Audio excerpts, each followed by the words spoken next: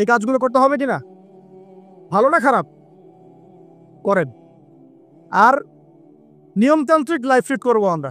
নিয়মতান্ত্রিক, আমার জীবনে একটা রুটিন থাকবে, এই রুটিনের বাইরে যাব না। পড়াশোনার রুটিন থাকবে, খেলার বা এক্সারসাইজ রুটিন থাকবে, খাওয়া দাওয়ার রুটিন থাকবে, দাওয়ার রুটিন থাকবে, আমি আলেম ওলামাদের কাছে যাবো, এই রুটিন থাকবে। একটা রুটিন লাইফ লিড করবেন, এলোমেলো জীবনযাপন করবেন না। আল্লাহ পাক আমাকেও তৌফিক দান করুন, আপনাদের সবাইকে তৌফিক দান করুন। কয়টা বলেছি ভাই?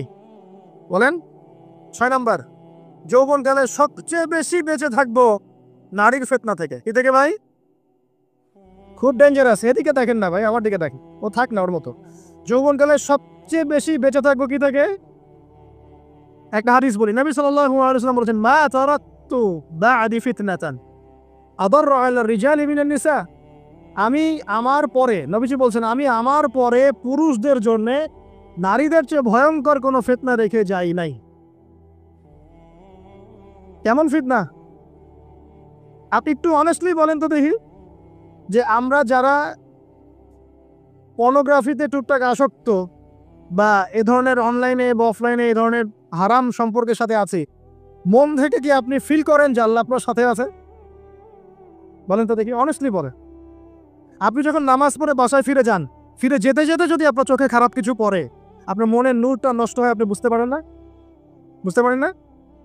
যখন আপনি এরকম হারাম কোনো সম্পর্কে আছেন, নাউজুবিল্লাহ, আপনার মনটা যে শক্ত হয়ে গেছে, আপনি বুঝতে পারেন না?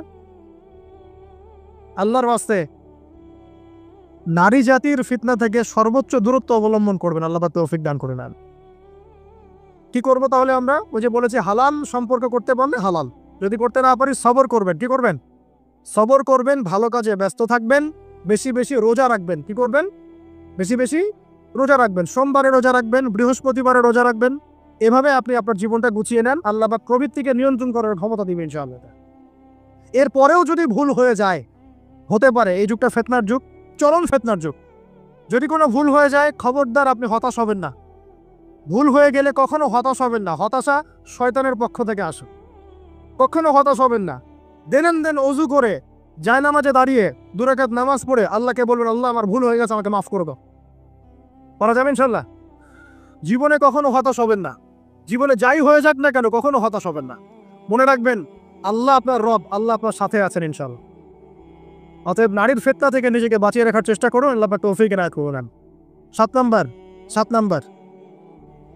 নাম্বারটা হচ্ছে, এই সমাজ আপনাকে যেভাবে শেখায়, কিভাবে শেখায়? এই যে স্কুল, কলেজ, ইউনিভার্সিটি, চাকরি, বিয়ে, সন্তান প্রতিপালন, আর তারপর ইন্না লিল্লাহি ওয়া ইন্না ইলাইহি রাজিউন, এই তো শেখায় নাকি? সবসময় মনে রাখবেন যে আল্লাহ রাব্বুল আলামিনের পরিকল্পনাই আপনার উপরে সবচেয়ে বেশি অগ্রাধিকার যোগ্য, সমাজের পরিকল্পনা নয়। পরিবার আপনাকে চাপ দিচ্ছে, চাকরি পাস না, পড়াশোনা করিস না, হ্যাঁ পড়াশোনায় কেন তুই 80 নম্বর পাইলি না, কেন চান্স পেলি না, কবে চাকরি পাবি, কবে আমাদেরকে দেখবি, খাওয়াবি, পড়াবি, এই যে চাপগুলো চারপাশ থেকে আসে কিনা? এতে করে অনেক যুবক দেখা যায় মাদকাসক্ত হয়, অনেকে দেখা যায় আত্মহত্যা করছে ইদানিং, করছে কিনা ভাই? এই শব্দটা থেকে আমি পয়েন্টটা আজকে লিখেছিলাম যে ভুলেও আল্লাহর প্রতি বিশ্বাস এবং তাওয়াক্কুল হারাবেন না। সমাজ যেভাবে শেখায়, সমাজ চারপাশে যে চাপ আপনাকে দিচ্ছে, এই চাপে নিজে গা ভাসিয়ে দিবেন না। আপনি আল্লাহর কাছে দোয়া করবেন, আল্লাহর কাছে পথ চেয়ে নেবেন এবং আল্লাহর প্রতি তাওয়াক্কুল ভরসা করবেন। কখনো আত্মহত্যার পথ বেছে নেবেন। কি হয়েছে? 80 নম্বর পান নাই তো কি হয়েছে? আপনি চেষ্টা করেছেন কিন্তু চান্স পান নাই তো কি হয়েছে? চেষ্টা তো করেছেন আপনি চেষ্টা করেছেন ইউনিভার্সিটির চান্সের জন্য, আপনি চান্স পাইনি, চেষ্টা করেছেন আপনি, বাস চেষ্টা করেছেন, পাই নাই, তাকদিরে ছিল পাই নাই, বাস। আমি আমার চেষ্টা করেছি। কখনোই আত্মহত্যার পথ বেছে নেবেন না। আর আমরা পিতা মাতাদেরকে রিকোয়েস্ট করব, কোনো অবস্থাতেই সন্তানকে এত বেশি চাপ দিবেন না যে সন্তানটার এই কোমরটাই ভেঙে চলো। এই সমস্যাগুলো দিন দিন বাড়ছে সমাজের মধ্যে। কেন এত চাপ দিচ্ছেন? তার প্রতিভা কোথায় খুঁজে বের করো। তাকে জোর করে কেন টেনে লম্বা করার চেষ্টা করছেন? আমাদের সমাজে বাচ্চা হয়ে গেলেই তার পিঠে একটা সিল মেরে দেই, হয় ডাক্তার না হলে ইঞ্জিনিয়ার। কেন? এর বাইরে কোনো প্রফেশন নাই? আমার সন্তানকে হয় ঢাকা বিশ্ববিদ্যালয়ে চান্স পেতে হবে, না হলে বুয়েটে, না হলে এখানে। আর এখানে পড়লেই আমার সে ছেলে বা আমার মেয়ে একদম সবচেয়ে বড় জ্ঞানী হবে, অন্য কোনোভাবে হবে না, এটা গ্যারান্টি দেওয়া আছে? যারা সভ্যতা বিনির্মাণ করেছেন তারা কয়জন বড় বড় ডিগ্রির সার্টিফিকেট পেয়েছেন, খুঁজে বের করে দেখেন, দেখেন খুঁজে বের করে। আমরা ফিলোসফির মধ্যে যে ফিলোসফারদের হিস্ট্রি পড়েছিলাম, তাদের মধ্যে বেশিরভাগই দেখা যায় স্কুলেও যায় নাই, কলেজেও যায় নাই। আছেন এমন? আছে। আমি বলছি না আপনারা যাবেন না, আমি বলছি জ্ঞানের মানদণ্ড এটাই নয় যে আমার সার্টিফিকেট অর্জিত হয়েছে।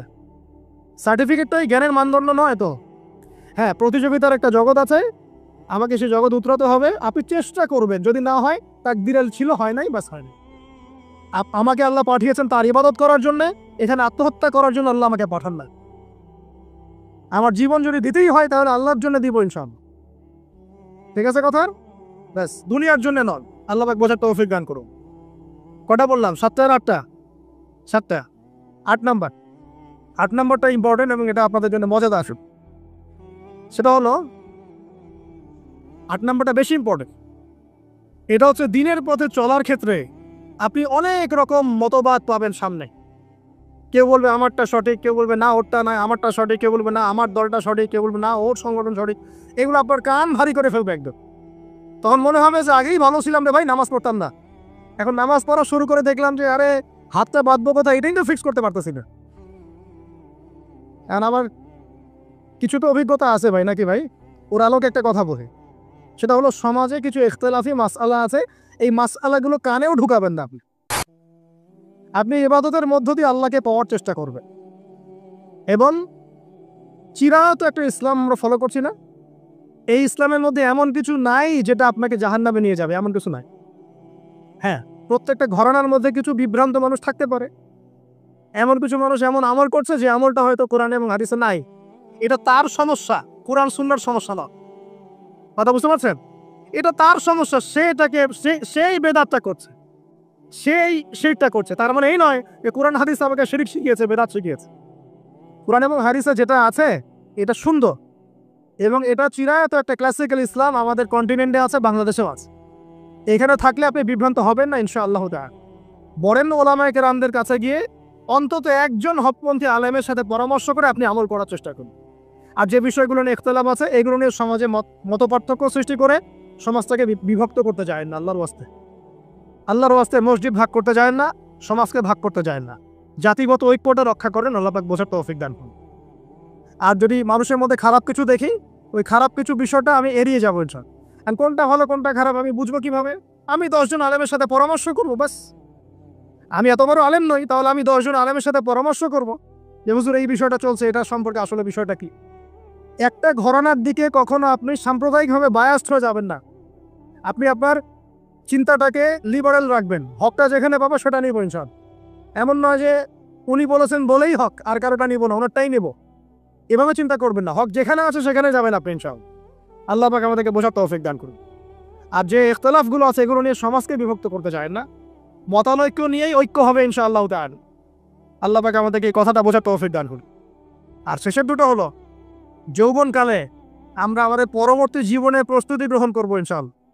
কারণ বার্ধক্যের জীবনে আপনি কিন্তু এই কাজগুলো এখন করতে পারছেন, সেগুলো পরে পারবেন না। অতএব এই সময়ই আপনি আপনার রিজিকের একটা অংশ সঞ্চয় করার চেষ্টা করুন, কিছু সাস্টেইনেবল অ্যাসেট করার চেষ্টা করুন, যাতে পরবর্তী বয়সে গিয়ে আপনাকে দিনের দিকে কাজ করার জন্য দুনিয়ার ফিতনায় পড়তে না হয়।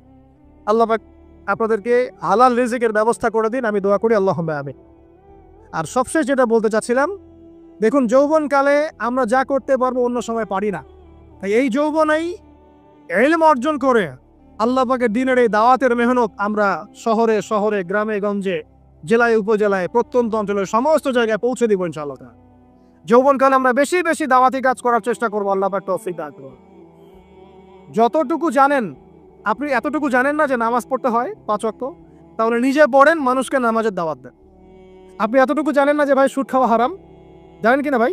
ব্যাস আপনি মানুষকে বলেন যে ভাই হালাল খাই, সুদ না খাই। আপনি এতটুকু জানেন না যে জেনা করা হারাম, বাস আপনি আপনার বন্ধুকে দাওয়াত দেন, ভাই জেনার দিকে যাস না এবং হারাম অ্যাফেয়ার্সে যাস। যতটুকু জানেন অতটুকু মানুষের কাছে পৌঁছে দেন, আল্লাহ পাক তৌফিক দান করুন। যুবক ভাইদেরকে আমি এই 10টা নসিহত করলাম আজ, এই নসিহতগুলো একটু মেনে চলেন, যৌবনটা সুন্দর হবে ইনশাআল্লাহ। এছাড়া আর অনেক নসিহত আছে, এগুলো ওই যে বইগুলোর নাম বলে দিয়েছি, আল্লামা তাকি উসমানী হুজুরের যে বইগুলো এগুলো করেন, ইনশাআল্লাহ দেখবেন আরো অনেক হেদায়েত আপনি পাবেন। মোটা দাগে কথা হচ্ছে ইলম অর্জন করতে হবে। রাজি আছে কিনা ভাই? রাজি আছে কিনা বলেন? ইলম অনুযায়ী আমল বাড়িয়ে দিব, রাজি আছে কিনা? হকপন্থী ওলামায়ে কেরামের সাথে পরামর্শ করে চলবো, রাজি আছি কিনা? আমরা যৌবনকালে হালাল রিজিক অন্বেষণের চেষ্টা করবো, রাজি আছি কিনা?